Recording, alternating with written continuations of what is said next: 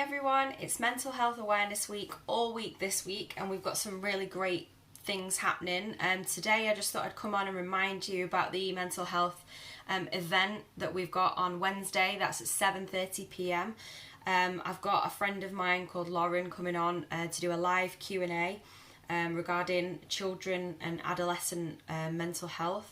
She's worked in that sector and for the children and adolescent mental health services for a long time now, since being qualified, and we just thought it'd be a great way to open up a conversation about mental health in children and how also children can affect the mental health of adults.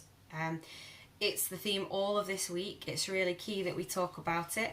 So I thought I'd go through 7 different ways that you could potentially get involved in the Mental Health Awareness Week that's going on this week with the theme of kindness. So how can we show kindness? How can we be kind to the people around us? How can we teach our children to be kind?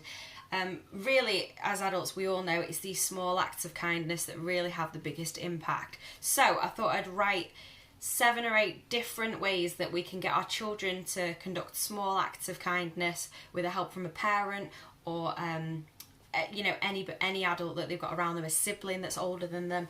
Here we go. Make someone a cup of tea.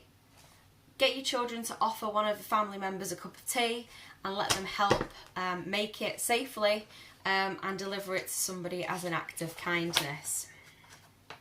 What else have we got? Send a card. Send a card to someone that you've not spoken to, that might not necessarily have the means to speak to each other on, from a FaceTime or a virtual perspective. Just write down some words on a note and post it through someone's door. I believe at this moment in time, when we're all separated from each other, it would be a fantastic way to really connect with somebody. So send a card is another one. Donate. I'm really passionate about this. Donate where you can. Do what you can.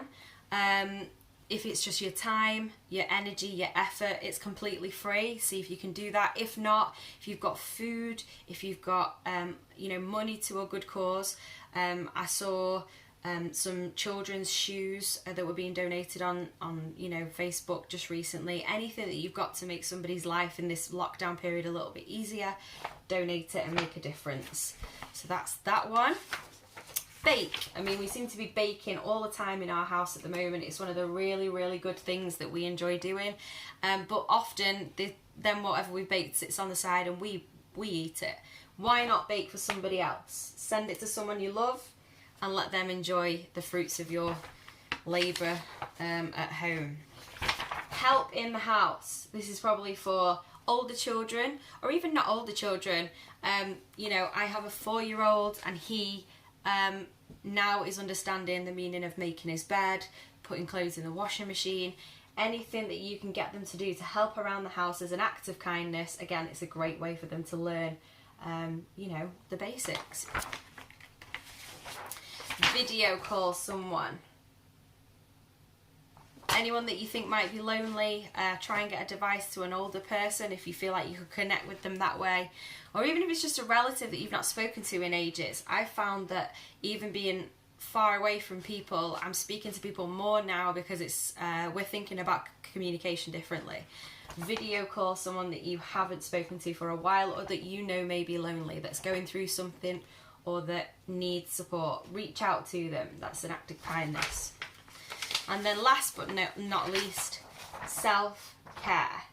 Can't stress this one enough. Even children, getting children used to being on their own and looking after themselves and really taking time to themselves to just empty your thoughts from your head, relax and maybe do something that necessarily isn't what you would ordinarily get up to. So like quiet time, meditation, reading, painting, colouring, knitting, anything that you can do that is just relaxing and calming and is going to allow that element of self-care in the day.